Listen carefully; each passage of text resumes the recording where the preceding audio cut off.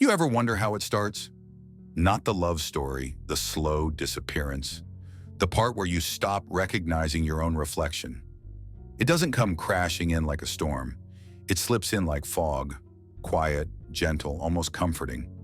They make you feel special at first, needed, seen. Their affection is intoxicating. You think, this is it. This is what love must feel like. But then, something shifts. When did their attention start to feel like surveillance? When did "I love you" begin to sound like a warning? You laugh, but it feels rehearsed. You speak, but you censor yourself mid-sentence. You reach for connection, only to find conditions. You start making yourself smaller, a little less loud, a little more careful. Not because they asked, but because you're afraid of what happens if you don't. How many apologies before you forget what you were even sorry for? How long do you hold on before you realize you're the only one holding? And still, you call it love. But ask yourself, if love feels like anxiety, confusion, and walking on eggshells, is it really love? Or is it fear wearing a mask? Carl Jung said, "People will do anything, no matter how absurd, to avoid facing their own soul." So what if this isn't about love at all? What if it's about your shadow, your buried pain, pulling you toward the familiar, not the healthy? Because when the past remains unresolved, it doesn't vanish. It chooses a new face, a new name, and it calls itself fate. But recognition isn't the same as connection, and not all love heals. Some love infects. Some love leaves you so disoriented, you confuse trauma for chemistry and silence for safety. But deep down, a part of you knows, you're not safe. You're stuck. And the only question left is, how long until you stop calling it love and start calling it what it is? Do you miss them? Or do you just miss who you were before they broke you? Don't look away now. The next 7 signs are what your soul has been trying to tell you. There's a kind of tiredness that sleep can't fix. You lay your head down at night and wake up more exhausted than when you close your eyes. Not because your body is weak, but because your soul is carrying weight it was never meant to hold. This is the first sign, not a fight, not a betrayal, not even tears. It's the slow drain of your energy, like a leak you didn't notice until the floor was soaked. Toxic relationships don't always come with shouting. Sometimes they come with silence so heavy, you forget what your own voice sounds like. You stop expressing your needs, not because you don't have them, but because it's easier to keep the peace than risk the storm. You do the emotional labor, you regulate the moods. You become the fixer, the empath, the forgiver. And in doing so, you forget how to simply be. Carl Jung once said, "What you resist not only persists, but will grow in size." The more you resist your discomfort, the more power it gains. The more you tell yourself, "It's fine, it's just a rough patch," the deeper your body sinks into exhaustion. This is what codependency does. It convinces you that someone else's peace is more important than your own sanity. That love means sacrificing comfort over and over until numbness becomes your default setting. You notice you sigh more, you laugh less, you scroll, you zone out, you tell people, "I'm just tired." But deep down, you know, it's not the world that's draining you. It's this dynamic, this constant tension, this invisible battle between your intuition and your denial. You carry their burdens, their insecurities, their projections, and the heaviest part, they don't even notice, but your body does. And it's speaking to you, not with words, but with fatigue, anxiety, and a haunting question whispered each morning. How much longer can you carry something that was never yours to begin with?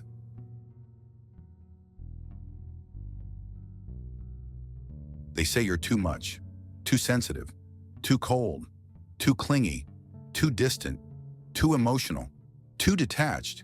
The contradictions are endless, and yet, somehow, they all seem to be your fault. But what if none of it is about you?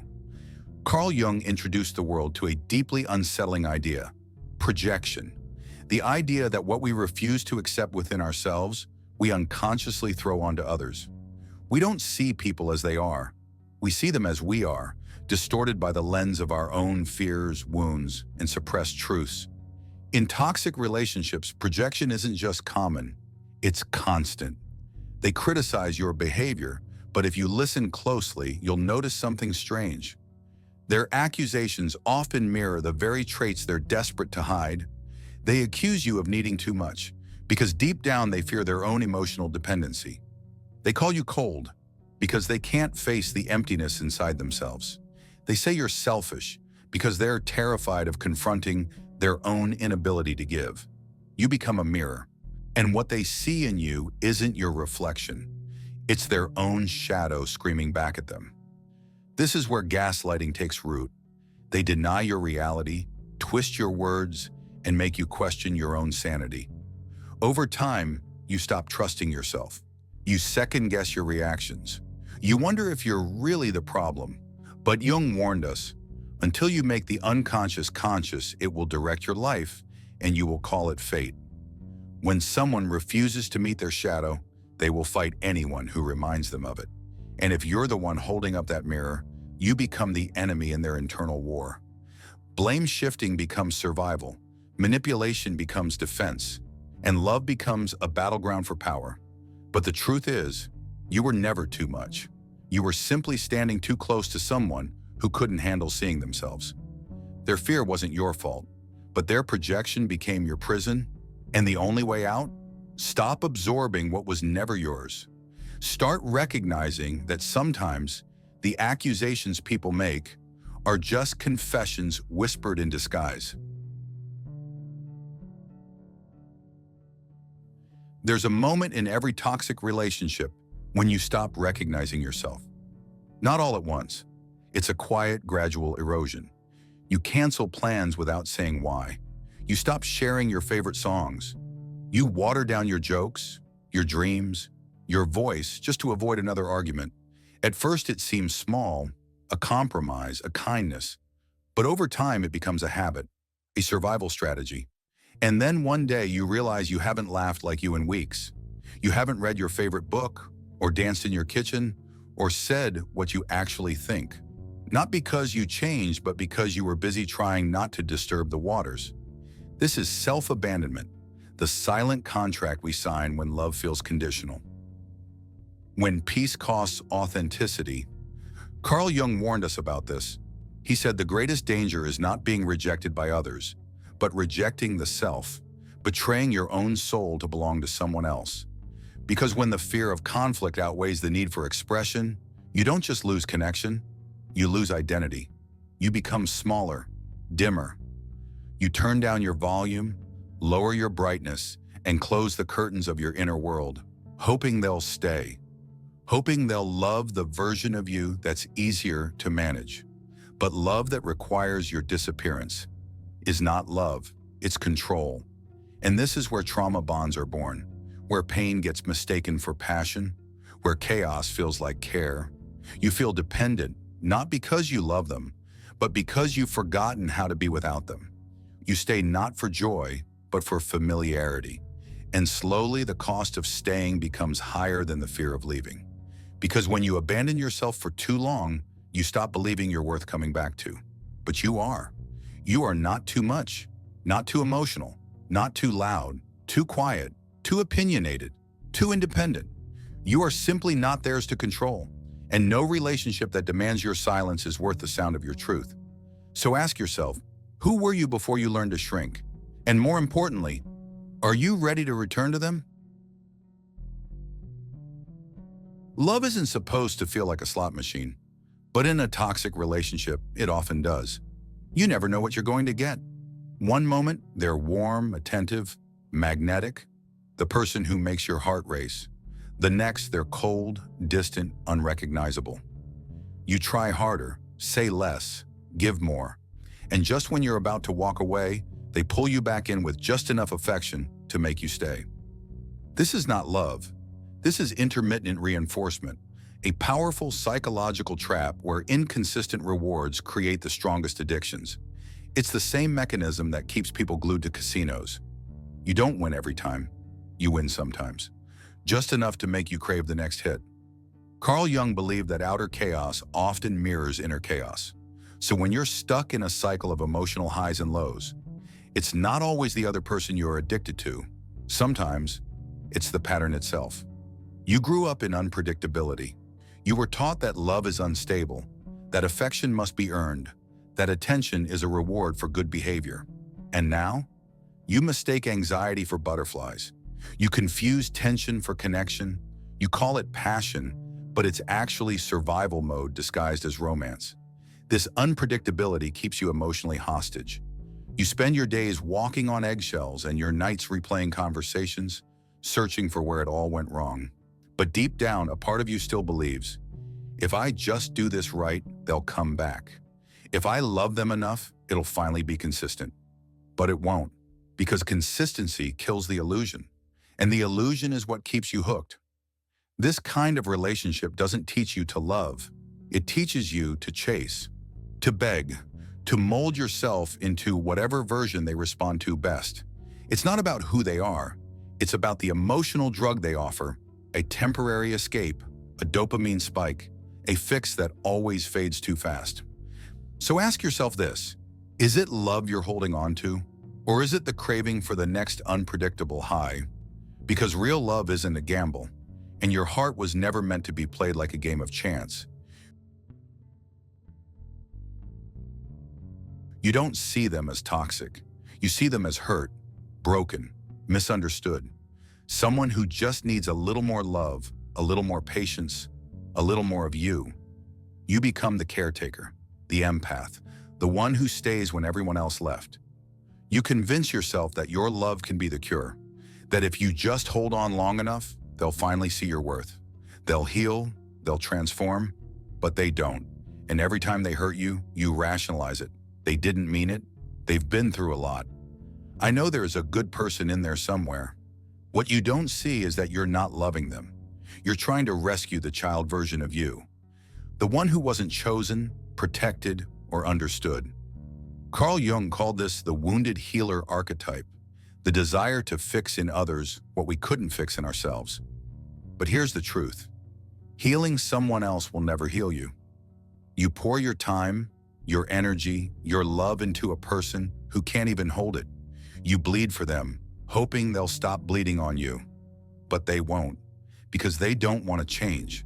They want comfort without accountability. They want your devotion without reflection.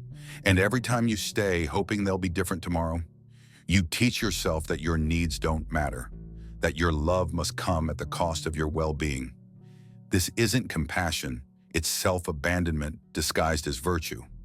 You were not put on this earth to complete someone else's emotional journey. You are not their therapist, their savior, or their crutch. You are not responsible for the trauma they refuse to face. Yes, they may be broken, but that doesn't mean you have to break too. You cannot heal someone who doesn't see themselves as wounded, and you cannot grow in a garden where your roots are constantly stepped on.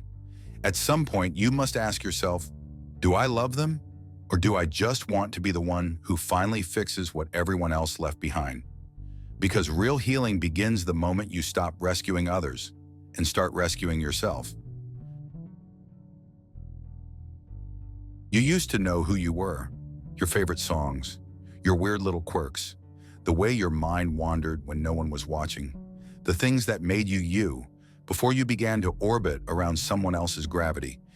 Now you wait for their moods to decide yours. You shrink your goals to make room for their comfort.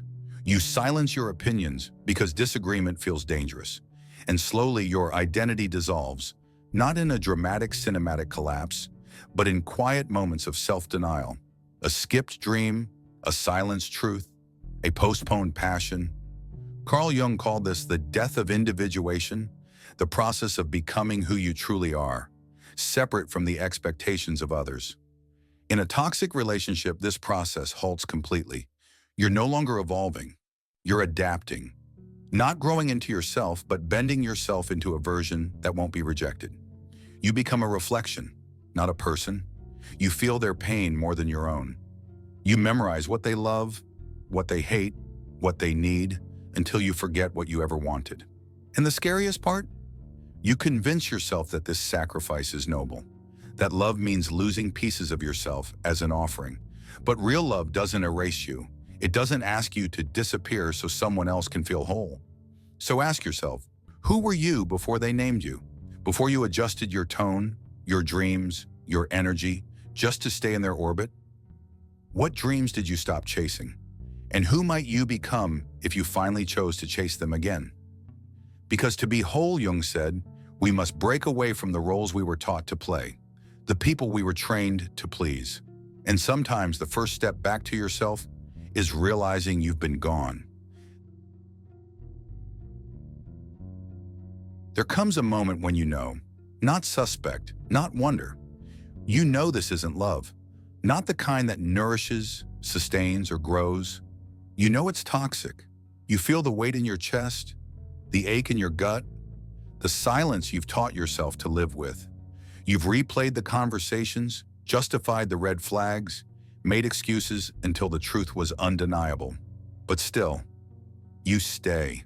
This is the most painful stage. Awareness without action. You see the cracks, but you're too scared to walk through them. You hear your intuition screaming, but the fear is louder. What if they change? What if you're wrong? What if you leave and still feel empty? Carl Jung called this a possession of the psyche, when you are no longer steering your life, but driven by forces within you that you do not control. Archetypes, patterns, internalized roles. You become trapped in a loop, not because you don't understand, but because your understanding hasn't yet turned into courage. And in that gap, between knowing and doing, shame begins to grow.